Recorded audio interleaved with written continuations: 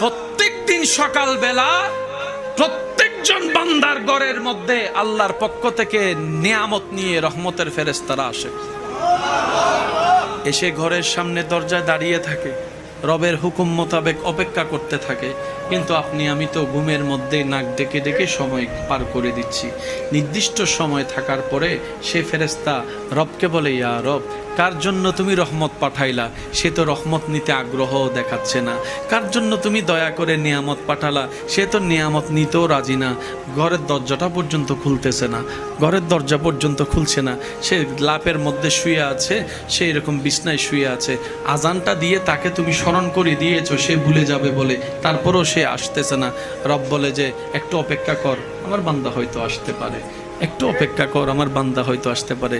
ফেরেশতা দাঁড়িয়ে থাকে, আসার তো কোনো খবর নেই। নির্দিষ্ট সীমা পার হওয়ার পর ফেরেশতা বলে, আল্লাহ এই নিয়ামত রহমত নিয়ে আমি এখন কি করব?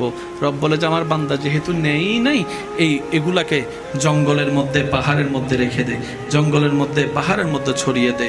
সেই কারণেই জঙ্গলে পাহাড়ে দেখবেন কোনো মানুষ ছাড়াই গাছেরও অভাব নাই, ফলেরও অভাব নাই, যত্নকারী কেউ নাই, কিন্তু ফল ফলাদের কোনো অভাব নাই।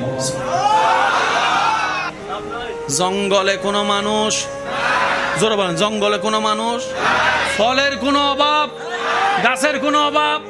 এবার গাছটারে জিজ্ঞেস করেন, আমরা এত মানুষ যত্ন নিও আমার এলাকার গাছ এত